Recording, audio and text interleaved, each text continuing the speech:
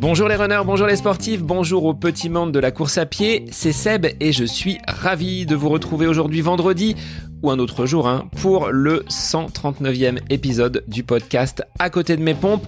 Bientôt la reprise du lycée pour moi dès lundi après une quinzaine relativement dense en activité sportive, en enregistrement de podcasts, en préparation d'épisodes avec des invités que vous retrouverez prochainement et puis aussi une petite escapade en Auvergne pour voir la famille et les amis avec toujours en fil conducteur cette préparation du semi-marathon.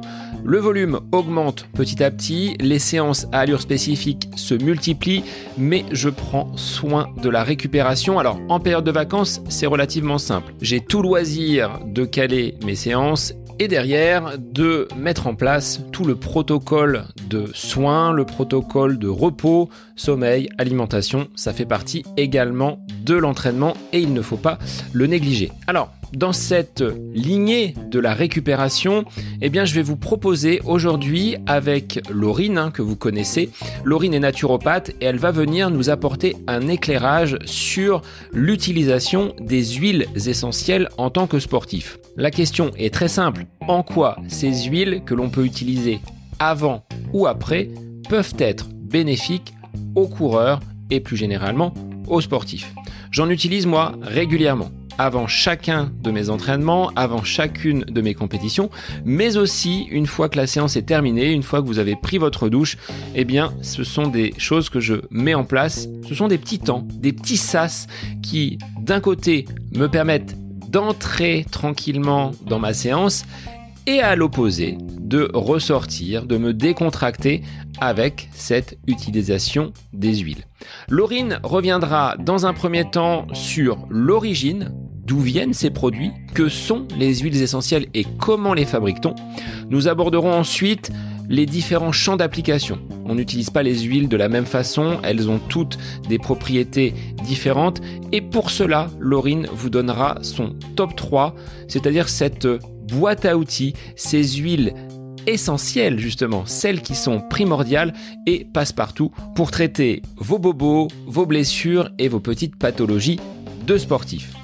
Bien évidemment, il ne faut pas négliger la fréquence d'utilisation, le dosage. Laurine vous donnera en détail comment les utiliser et abordera également ce point essentiel puisque ce sont des produits qui peuvent comporter certains dangers. Donc attention à leur utilisation. Laurine vous mettra en garde. Si vous ne le faites pas déjà, moi je vais vous inviter à l'issue de cet épisode à aller utiliser ces huiles essentielles, à en découvrir leurs bienfaits. Et pour l'heure, il est temps de vous laisser autour de cette thématique sur les huiles essentielles pour le sportif en compagnie de Laurine Pinault. C'est le nouvel épisode du podcast À côté de mes pompes. Bonne écoute à vous. Bonjour Laurine, merci d'être de retour sur le podcast pour un épisode vraiment de conseils pour les sportifs autour des huiles essentielles.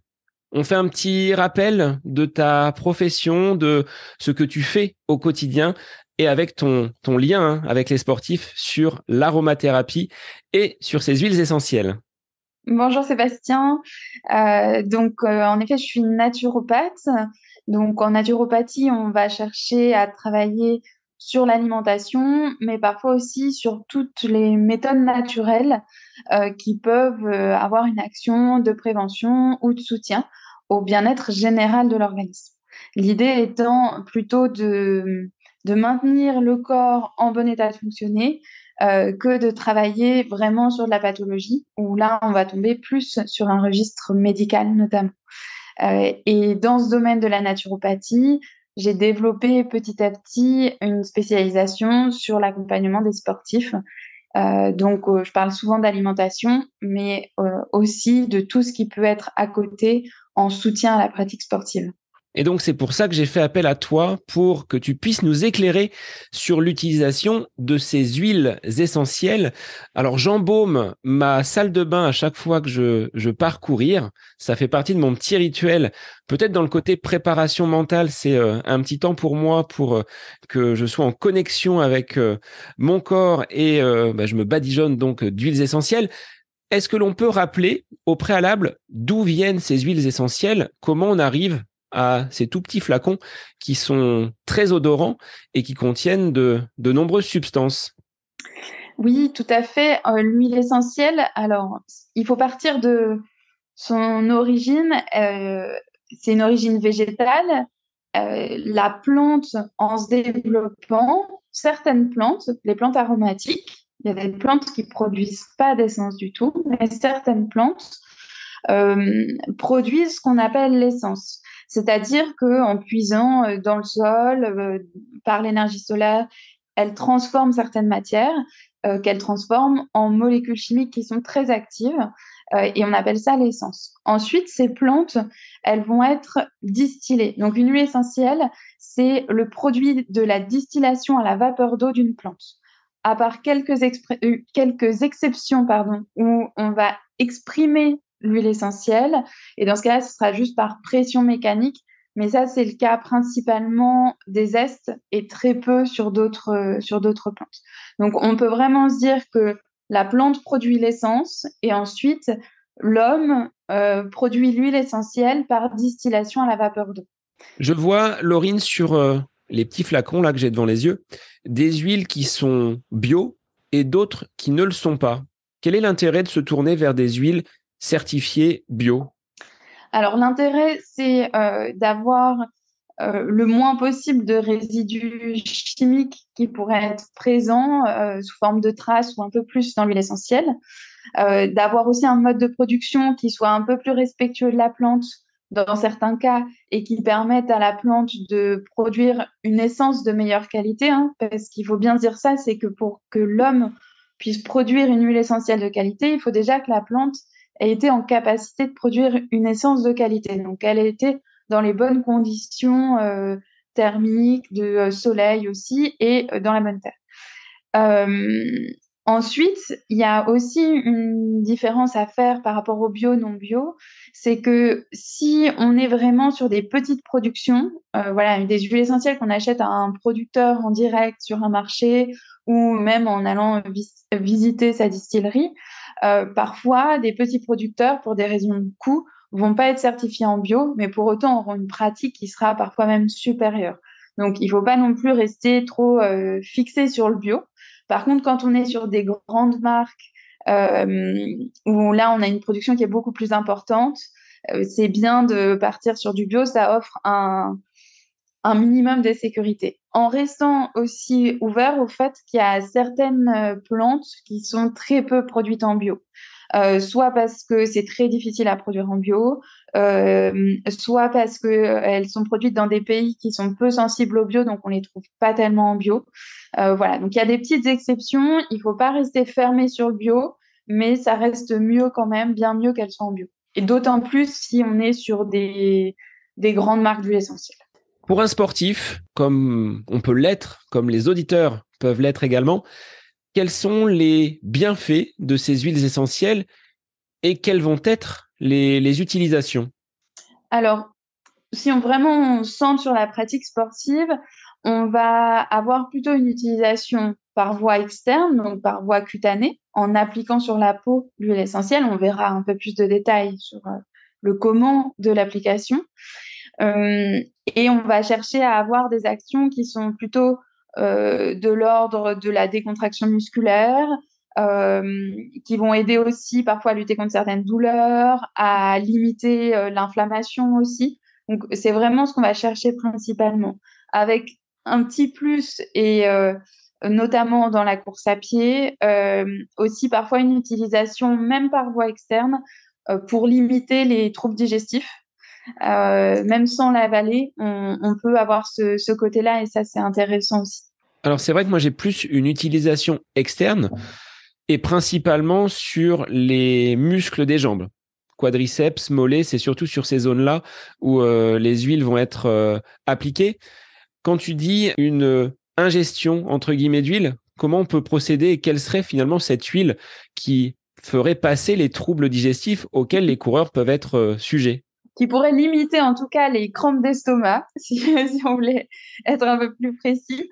Alors, Pour l'ingestion, déjà, il faut quand même en effet différencier deux choses. C'est l'objectif qu'on a avec l'utilisation de l'huile essentielle. Pour un usage digestif, l'application cutanée est valable en l'appliquant vraiment au niveau du ventre, donc en regard des organes touchés, ou l'ingestion. Par contre, même si là on va parler un petit peu d'ingestion, pour tout ce qui est musculaire, on va vraiment l'appliquer en local. Ça n'aurait pas de sens d'ingérer les huiles essentielles pour leur action décontractante musculaire au niveau des mollets ou même du dos. Déjà, c'est des huiles qui en général ne s'ingèrent pas. Et en plus, ça n'a pas de sens, ce sera bien plus efficace de les appliquer vraiment en regard des douleurs. Donc, pour revenir à l'ingestion aux troubles digestifs, on va utiliser l'huile essentielle de basilic tropical dans ce cas-là. Et on va l'ingérer. L'huile essentielle de basilic, elle n'est pas caustique du tout, elle est facile à utiliser par voie orale. Donc, on pourrait presque la consommer pure. Après, c'est une histoire de goût parce que c'est fort quand même, une huile essentielle. Moi, avec les années, je me suis habituée, mais les premières fois, ça peut faire un peu bizarre. Donc, dans ce cas-là, on va la mettre soit dans un pot de miel. Si c'est avant de partir, pour éviter avec le miel de faire des pics de glycémie, ben on peut mettre dans un petit peu d'huile. On peut même utiliser un comprimé neutre, qui est un comprimé sur lequel on va déposer jusqu'à 2 gouttes d'huile essentielle et qu'on va pouvoir avaler comme une gélule. Et là, vu qu'on cible une action qui est plutôt digestive, ben le fait que ça aille directement dans le tube digestif, c'est plutôt une bonne chose. Et vraiment, dans ce cadre-là, de personnes qui auraient des symptômes digestifs, ça serait intéressant de l'utiliser à raison de 2 gouttes par prise. À chaque fois, c'est des prises de 2 gouttes, donc 2 gouttes de basilic tropical. Et on pourrait l'utiliser la veille de la course, le matin de la course et même une demi-heure avant la course. Il faut, ça c'est très important, comme pour l'alimentation de la course, si on fait ça, avoir déjà testé une autre fois hors course, même si on la prend entre guillemets pour rien dans ce cas-là, mais juste pour tester, l'avoir testé sur 2 prises d'affilée pour être sûr qu'on se sente bien avec. Il n'y a pas de raison, mais moi je préfère toujours qu'il y ait un test plutôt qu'un coureur se retrouve embêté pour une course qu'il a préparée depuis plusieurs mois parfois. Contrairement à la gémothérapie qui va plus agir comme un traitement de fond, là, les huiles essentielles, elles ont un effet immédiat. Quand tu dis on teste le matin et on va sentir les bénéfices ou du moins les effets de ces huiles essentielles vont arriver tout de suite dans le corps. Oui, les huiles essentielles, c'est très vite absorbé. En quelques secondes, on les retrouve dans le sang. Donc, c'est très vite absorbé par l'organisme et c'est vraiment un concentré de molécules actives. Le liquide en lui-même, c'est que des molécules qui sont très actives. Euh, et du coup, on va avoir une action qui est vraiment, vraiment rapide et par contre qui est métabolisée dans les 6 heures. Donc, en général, au bout de 6 heures, il n'y a plus tellement d'effet parce que le corps l'a déjà utilisé, transformé, éliminé. Donc, si on veut une action assez spécifique à un moment donné, il faut vraiment l'utiliser aussi juste avant. Donc concrètement, quand je fais mon petit massage avant effort, 5-10 minutes avant, je peux partir assez rapidement et les effets seront tout de suite là. Pour l'aspect musculaire, oui, tout à fait. Après, ça dépend de ce qu'on cherche. Si on cherche à voilà, préparer le muscle parce qu'on va assez rapidement entrer dans un effort intense, pourquoi pas? Si c'est qu'on a une tendinite, du tendon d'Achille, qui nous fait vraiment mal, mettre des huiles essentielles juste avant de partir courir une fois tous les 2 jours, ça va peut-être être un peu moins douloureux que si on n'avait rien mis, mais ce sera pas magique non plus. Au niveau de ces utilisations, avant l'effort, on l'a dit, après, est-ce que tu aurais un kit de base que l'on puisse emmener partout? Parce que là, si je regarde une aromathèque, on va avoir pléthore d'huiles et on ne sait pas toujours lesquelles utiliser. Est-ce que tu peux en ressortir quelques majeures, ces huiles qui seraient un petit peu passe-partout et qu'on pourrait utiliser à la fois avant, mais également après l'effort? Oui, moi j'en ai 3 vraiment que je mets, on peut dire, à toutes les sauces. Et vraiment là, il faut démystifier les huiles essentielles. Il n'y a pas de potion magique. On peut mélanger les huiles essentielles. Elles vont pas réagir les unes avec les autres. Le tout, c'est plutôt quand on les associe d'avoir des choses qui se complètent et pas la même action qui se répète, les mêmes types de molécules chimiques où ça aurait peu d'intérêt. On a plusieurs huiles essentielles qui auraient la même action. Donc parfois, on peut échanger une huile essentielle par une autre aussi, ça arrive. Et c'est bien d'avoir des huiles essentielles dont on est habitué à servir parce que on connaît bien voilà, comment on doit les utiliser, comment on doit les diluer, les précautions. Et ça, c'est vraiment plus pratique de tourner sur les mêmes huiles essentielles quand on les supporte bien. Moi, les trois que je conseille très souvent pour plusieurs raisons, c'est que ça fait une bonne synergie et que c'est pour moi les plus faciles d'utilisation dans cette sphère musculo-squelettique. C'est-à-dire qu'elles ont peu de contre-indications. Une fois qu'on sait les utiliser, c'est assez facile. C'est la Golteri, que ce soit Golteri odorante ou Golteri couchée, parce que souvent c'est la question des premières utilisations, laquelle je dois mettre. Peu importe, elles sont très proches. C'est vrai que la Golteri odorante va être un peu plus chauffante que la couchée, mais en soi, si vous en avez déjà une dans les placards, utilisez celle qui est à dispo. Alors même si elle n'est pas odorante, la Golteri, elle sent quand même, hein. On Oui, oui, embaume la pièce. tout à fait. Ça, c'est vrai que c'est souvent assez reconnaissable. C'est vraiment pour moi l'odeur des vestiaires et je faisais beaucoup de danse avant dans les couloirs. Ça embaumait toute cette odeur-là. Et c'est caractéristique des baumes sportifs, en fait. On la retrouve dans quasiment toutes les huiles de massage sportif, très clairement, c'est fréquent. Et c'est une bonne décontractante musculaire. Elle a un côté plutôt réchauffant du muscle. Donc ça, c'est souvent quelque chose qui est assez utile avant, mais aussi après. Voilà, il faut pas trop se poser de questions de avant, après. Déjà, plutôt bien les utiliser dans le mode d'utilisation que chercher trop de détails dans les indications. C'est aussi une antispasmodique, la Golteri. Donc, c'est vrai que si même on devait en avoir qu'une, ce serait presque celle qu'on mettrait en avant. À savoir aussi, quand même, que la Golteri, c'est une plante qui est pas européenne et que dans nos biotopes locaux, on a une plante qui est le romarin à camphre qui peut redonner des propriétés très proches de la Golteri. Donc, pour ceux qui seraient sensibles à cette question-là ou qui iraient chez des producteurs locaux, si vous leur demandez de la Golteri, ils vont commencer à faire la tête, alors qu'ils auront peut-être du romarin à camphre qui sera de très bonne qualité et qui peut tout à fait remplacer la Golteri à bonne utilisation.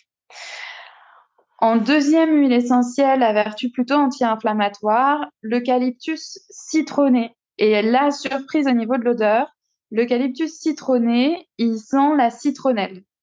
Alors on peut éloigner les moustiques avec ou pas l'été? On peut éloigner les moustiques avec l'été, tout à fait. Donc pour les courses d'été dans les milieux humides, ça fait double emploi à ce compte-là. C'est une anti-inflammatoire, elle a un côté un petit peu drainant lymphatique aussi, qui est intéressant quand il y aurait un peu d'œdème, de rétention d'eau, et antalgique. Donc, elle vient bien compléter la Golteri parce qu'elles ont, autour de leur action anti-inflammatoire, d'autres petites actions qui se complètent, mais aussi parce que leur action anti-inflammatoire, elle est liée à des molécules chimiques qui sont de familles chimiques différentes. Et ça, quand en tant que professionnel, on cherche à assembler des huiles essentielles, on va assembler des familles chimiques différentes pour vraiment ce soit des modes d'action différents et on augmente le potentiel d'action du mélange. Troisième huile, dont j'ai déjà parlé, le basilic tropical. Je vous en ai parlé pour le système digestif, mais on va l'utiliser aussi au niveau musculaire. C'est un très très bon décontractant musculaire. Donc ça, c'est vraiment intéressant. Et c'est d'autant plus intéressant, je trouve que souvent, on peut oublier quand il y a des tendinites ou des douleurs articulaires, on oublie un petit peu que finalement, on a plein de muscles qui viennent tirer sur ces articulations et que parfois on n'y pense pas, mais c'est vraiment utile d'avoir en même temps cette action antispasmodique et décontractante musculaire du basilic.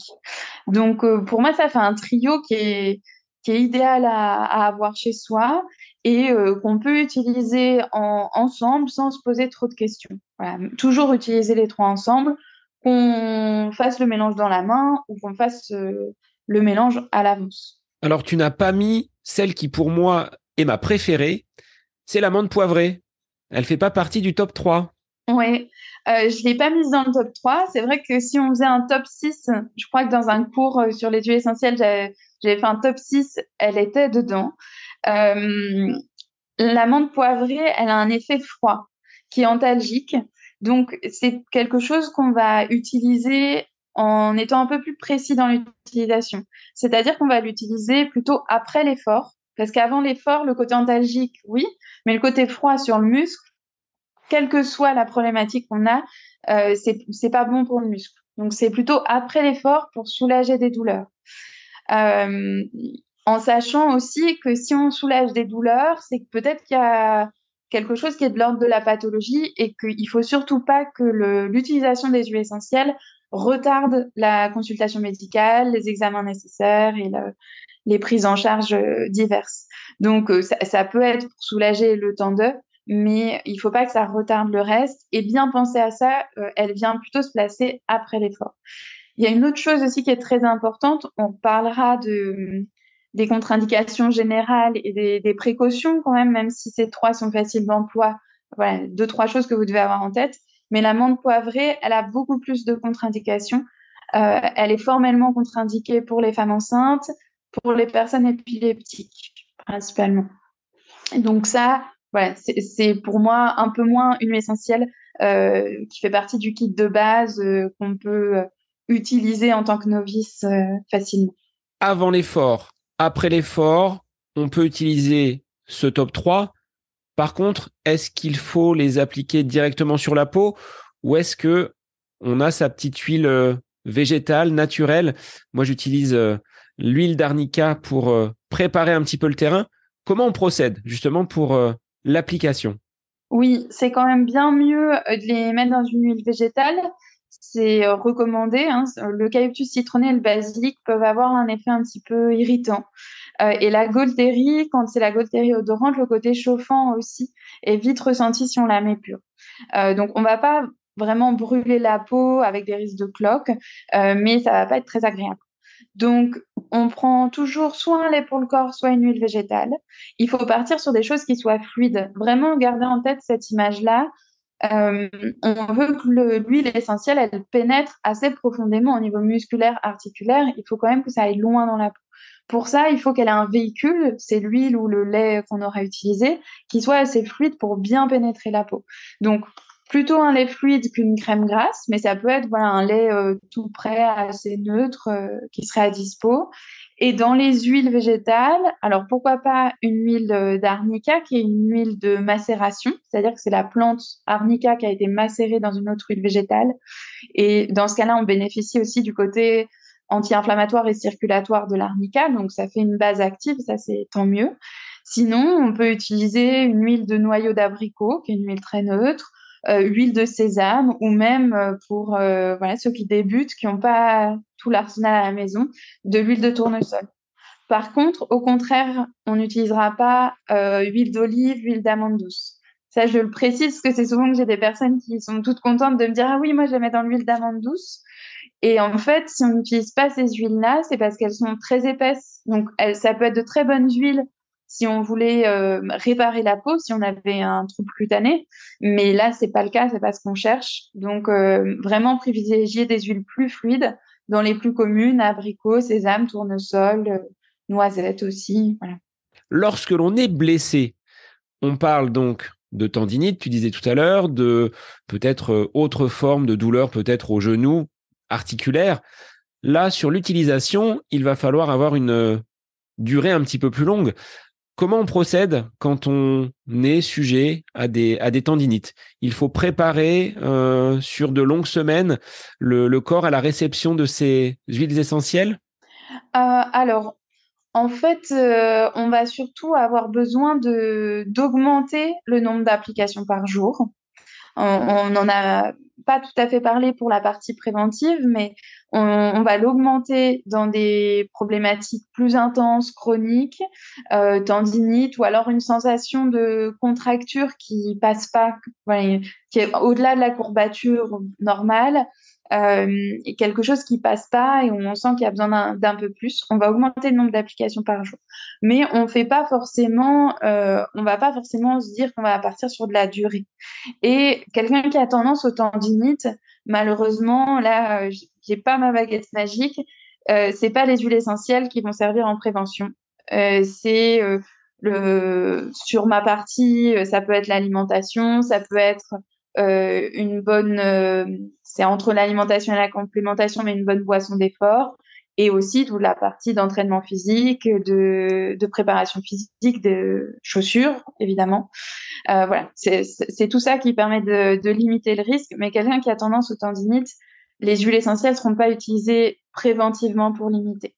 Par contre, si il y a un peu de sensation de gêne qui apparaît sans que la personne ait l'impression que ça augmente de trop, là, ça peut être utile d'essayer d'utiliser les huiles essentielles pour enrayer et faire en sorte que ça se développe le moins possible.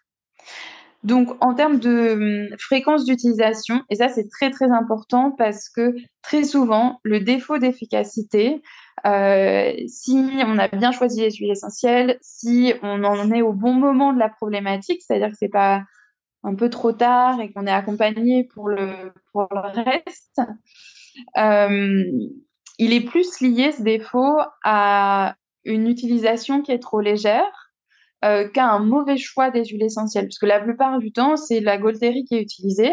Donc, on peut la compléter avec l'eucalyptus citronné et le basilic, mais déjà, à elle toute seule, c'est pas un mauvais choix, c'est même un très bon choix. C'est juste qu'on l'applique pas assez souvent. Donc, il faut retenir que, en termes de nombre d'applications par jour, pour un usage préventif, on est à 1 à 2 applications par jour. Donc, ça correspond à je me mets une huile de massage après mon effort sportif, juste pour voilà, bien aider les muscles à récupérer parce que j'enchaîne les entraînements en ce moment. Par contre, quand il y a déjà une douleur chronique, une sensation de gêne qui s'installe, quelque chose qui est différent de la normale, là, on va passer sur 3 à 6 applications par jour.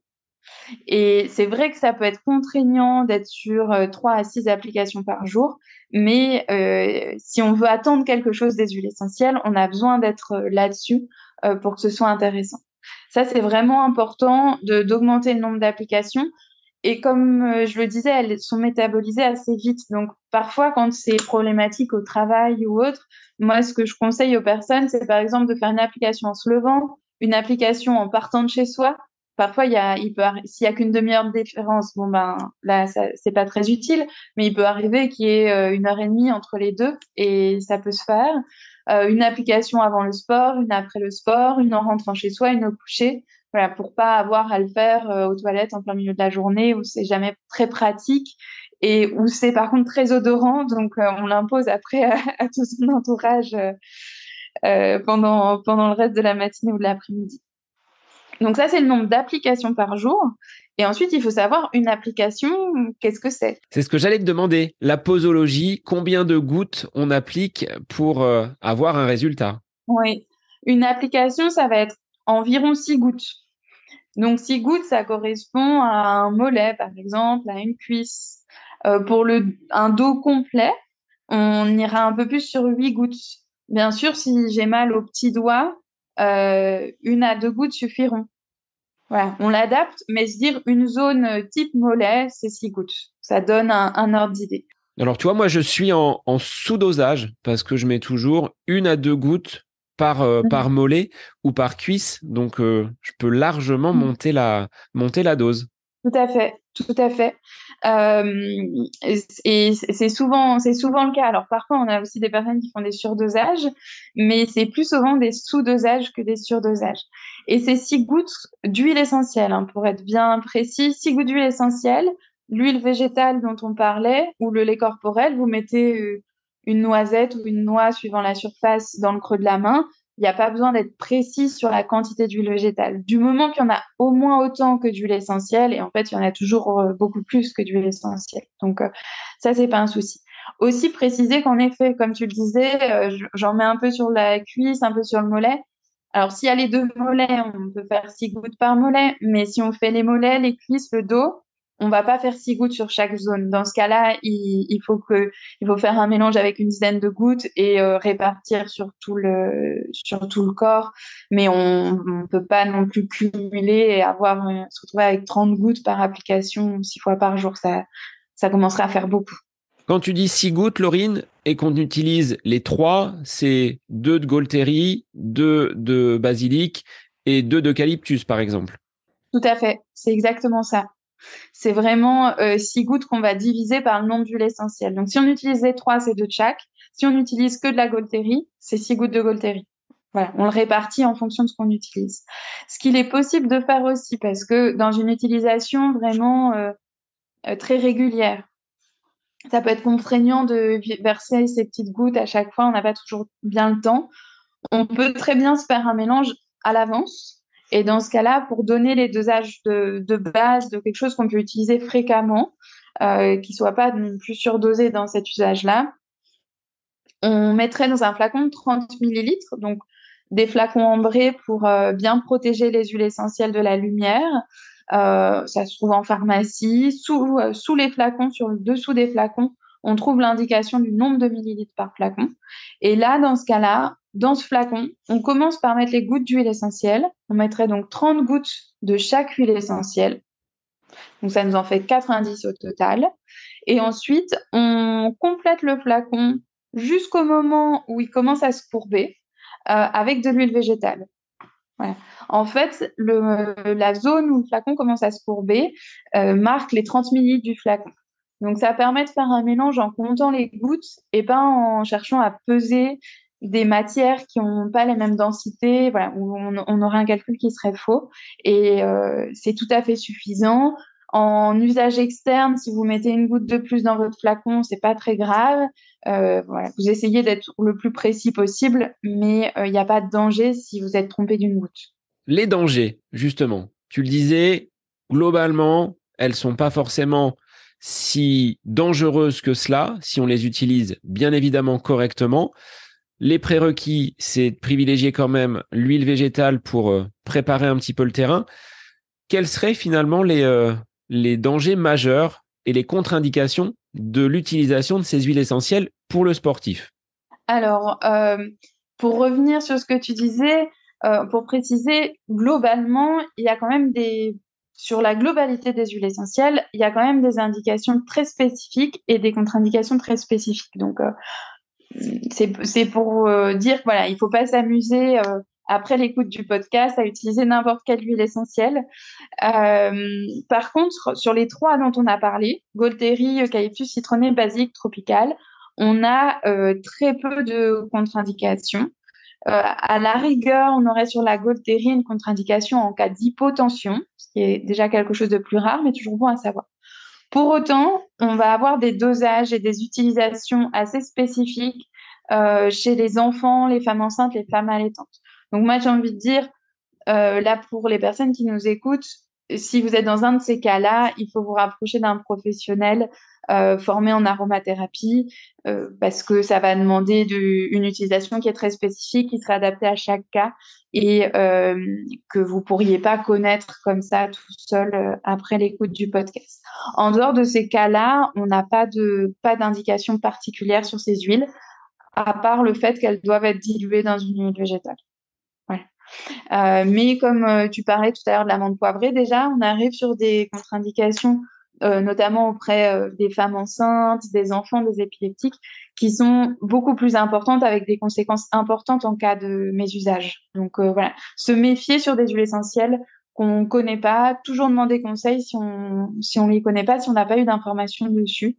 C'est pour ça aussi que j'ai choisi ces 3-là, parce qu'elles sont beaucoup plus faciles d'utilisation que d'autres. En préparant le podcast, j'ai mis le nez dans ma petite aromathèque et je me suis aperçu qu'il y avait un petit pictogramme avec le délai d'ouverture, 12 mois. Alors, en termes de conservation, tu nous as dit, ce sont des flacons ambrés, donc peut-être les protéger de la lumière, les stocker quand même à l'abri de toute luminosité trop importante. Mais sur la durée, on va dire, de conservation, est-ce qu'on peut les utiliser au-delà de ces 12 mois d'ouverture? Parce que je t'avouerai que j'ai pas mis, moi, de petits stickers pour savoir quand est-ce que je les ai utilisés. Parfois, elles sont dans le sac de sport et elles m'accompagnent sur les entraînements, sur les sorties. Donc, comment procéder par rapport à cela? Alors, pour déjà les conserver dans de bons endroits, en effet, plutôt à l'abri de la lumière. Pour autant, il n'y a pas besoin que ce soit totalement hermétique à la lumière, mais voilà. Les mettez pas sur l'étagère qui est derrière une fenêtre ou autre. Mettez-les soit dans une boîte, soit dans une étagère qui, en tout cas, est pas exposée en pleine lumière. On fait attention de bien les fermer parce que ces molécules odorantes, qui sont des molécules actives, elles sont très volatiles, donc on a vraiment besoin de bien les fermer pour les conserver correctement. Et on essaye, parce que je préfère le préciser, de les mettre, même si elles ont pour la plupart des sécurités enfants, à l'abri des mains des enfants, parce que ça pourrait être assez catastrophique, il y a une ingestion accidentelle d'une grande quantité. Ensuite, pour la durée, ça c'est important. En fait, il y a des durées réglementaires. Ils ne peuvent pas aller au-delà de certaines durées sur les étiquettes. Pour autant, une huile ferme et qui a jamais été ouverte, en dehors des agrumes qui se conservent à peu près 3 ans, toutes les autres huiles essentielles, donc c'est celles dont on a parlé, elles vont se conserver 6 à 9 ans tant qu'elles n'ont pas été ouvertes. En fait, la date de péremption, je crois que c'est maximum 2 ans. Je voudrais pas me tromper, mais c'est quelque chose comme ça qu'ils ont le droit d'indiquer. On peut aller au-delà. Par contre, une fois ouvertes, on va pas les conserver aussi longtemps. Une fois ouvertes, c'est plutôt dans les 3 ans, à part pour les agrumes toujours, où c'est limité à 1 an, elles s'abîment plus vite. Et le danger, parce que souvent on se dit, ah ben, elles ne seront pas assez efficaces, mais je vais quand même les utiliser. Si on les utilise alors qu'elles sont trop vieilles, comme je vous disais, on a une évaporation de certaines molécules chimiques de l'huile essentielle, ces composés odorants. Et en fait, il y en a qui sont lourds, d'autres moins. Du coup, il y en a qui vont s'évaporer plus vite que d'autres. Et finalement, on n'aura plus la même matière chimique présente dans le flacon. Donc, on peut avoir plus d'efficacité, moins d'efficacité, mais aussi plus de danger à les utiliser. Parce que si c'est les molécules les plus fortes, qui auraient certaines contre-indications qui se concentrent alors qu'à la base, elles étaient en petite quantité, et bien là, on change les contre-indications de l'huile essentielle. Donc vraiment, quand on voit qu'on arrive sur la fin de la date d'utilisation, par rapport à la date d'ouverture, donc c'est pas la date de l'étiquette, en effet, c'est de se dire, est-ce que ça fait 1 an que je l'ai ouverte ou est-ce que ça fait plutôt 2, 3 ans? Dans ce cas-là, parfois on peut reconnaître à l'odeur. Alors c'est vrai qu'on fait un peu son nez à l'utilisation. Au début, c'est difficile de reconnaître à l'odeur. Mais sinon, utilisez-les dans des produits ménagers, des choses comme ça, évacuez-les. Et vraiment, par contre, si elles sont trop vieilles, que ça fait 6 ans qu'elles sont ouvertes, on les jette tout simplement parce que même dans son eau de serpillière, elle s'évapore dans l'air. Donc si c'est une huile qui a changé, qui s'est transformée, il y a une certaine toxicité par les voies aériennes. Donc si c'est trop vieux, on les jette. Et si c'est bientôt trop vieux, on essaye de les utiliser pour pas les jeter. Eh ben, toi, je vais, je pense, faire du tri dès après l'enregistrement de cet épisode parce qu'il y en a qui sont là depuis un petit moment que j'utilise moins et je mettrai, je pense, une petite étiquette dès l'ouverture que je sache un petit peu à quelle période je les ai utilisés pour la première fois. Donc, ça m'est d'une grande aide. Tout à fait. Et je pense que c'est important de le garder en tête aussi quand on en achète. Comme je vous disais, avec 3, on a un bon kit sport. Voilà, il n'y a pas besoin de chercher vraiment plus loin. Euh, de penser aussi aux quantités des flacons. Si on débute, ben, peut-être qu'on peut se limiter à des petits flacons. Et si on voit qu'on les utilise vite, les prochaines fois, prendre des plus grands flacons. Et voilà, donc parfois, on regarde beaucoup les coûts de l'huile essentielle. Et en fait, on s'aperçoit qu'on n'a pas utilisé le flacon en entier, qu'on aurait pu peut-être prendre une huile essentielle de meilleure qualité en plus petite quantité et pour l'utiliser vraiment complètement. Dernière petite question, Laurine, puisque j'ai un petit peu le nez en trompette et l'hiver fait ses effets. Qu'est-ce que tu me conseillerais pour lutter contre ces aléas météo et les rhumes, les syndromes un petit peu grippaux qui peuvent nous frapper? Quand on est déjà touché, voilà, avec le nez en trompette, comme tu dis, en huile essentielle, moi que j'aime beaucoup chez les adultes, c'est le laurier noble. Elle reste assez facile à trouver quand même en pharmacie, on arrive à la trouver, sinon magasin bio ou herboristerie. Et là, par contre, on va passer par la voie orale. La voie cutanée sera pas suffisante, d'autant plus que c'est vers le nez, proche des yeux, donc on peut pas en mettre des grandes quantités. Et par voie orale, vraiment sur les jours de symptômes intenses, pour un adulte qui est entre guillemets en bonne santé, c'est-à-dire qu'il n'y a pas une maladie grave en dehors de ce petit rhume, on va faire des prises de 2 gouttes et idéalement 6 fois par jour. Comme pour l'application cutanée, comme je disais, hein, en cas de douleur plus intense, c'était 3 à 6 applications par jour. En fait, pour une prise par voie orale avec des débuts de symptômes, on va faire 2 gouttes et 3 à 6 fois par jour. Donc, pas hésiter à vraiment augmenter en termes de quantité. Avec cette huile essentielle-là de laurier noble. Il y en a d'autres, hein, parce qu'il y a des noms très connus. Le laurier noble a l'intérêt d'avoir le côté anti-infectieux, en même temps un peu fluidifiant aussi. Donc, en restant simple, avec l'utilisation d'une seule huile, on a un bon potentiel d'action. Eh bien, je te remercie pour cette consultation à l'occasion de l'enregistrement de cet épisode du podcast. Je te laisse le mot de la fin, Laurine, pour rappeler un petit peu les grands préceptes de cette utilisation des huiles essentielles pour les sportifs. Oui, vraiment penser à la méthode d'utilisation, au nombre d'applications, beaucoup plus qu'à l'huile essentielle en elle-même. On met vraiment trop de mythes derrière chaque huile essentielle, on complexifie les propriétés, alors qu'il faut connaître les 2-3 grandes propriétés, c'est déjà très bien. Et par contre, être très assidu sur le nombre d'applications, le nombre de gouttes par application, parce que sinon, ça sera très peu utile ce que vous allez faire. Voilà. Donc ça, c'est vraiment l'utilisation qui est primordiale dans les huiles essentielles. Si les auditeurs et sportifs ont besoin de plus de conseils, sont peut-être soucieux de l'utilisation d'une huile en particulier, sur quel support, par quel moyen on peut te contacter? Sur Instagram, voilà, même si je suis pas très très active en ce moment, je suis toujours derrière, donc quand il y a des occasions d'échange, je réponds très volontiers. Donc c'est Vestiaire Naturel sur Instagram et également mon site internet www.vestiairenaturel.fr où il y a également mes coordonnées de contact, téléphone et mail. Merci Laurine pour cet échange très pratique à destination des sportifs, que ce soit avant, après l'effort, en cas de blessure. Vous pouvez foncer sur les huiles naturelles, ça vous fera le plus grand bien. Merci Laurine. Merci à toi. Et pour les auditeurs, je vous dis à la semaine prochaine pour un nouvel épisode du podcast À côté de mes pompes. Bonne semaine à vous.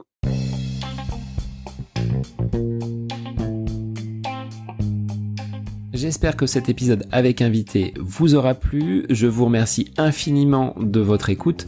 Pour faire remonter le podcast dans les classements, je vous invite à laisser une petite évaluation sur Apple Podcast, 5 étoiles, un petit commentaire, ça me fera énormément plaisir et vous permettrez au podcast d'être remonté, diffusé, déployé sur ces différentes plateformes de façon plus importante encore qu'il n'est actuellement.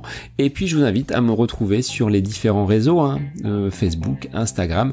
Laissez votre petit message, votre commentaire, ça me fait plaisir d'échanger avec vous. Si vous avez des questions, si vous voulez échanger sur quelconque sujet en lien avec la course à pied, mais pas que, parce que le sport c'est une philosophie de vie et c'est une passion qui nous anime de façon commune, donc n'hésitez pas à venir échanger avec moi. Sur ce, je vous souhaite une bonne fin de semaine, un bon week-end et je vous dis à la semaine prochaine pour un nouvel épisode du podcast À côté de mes pompes.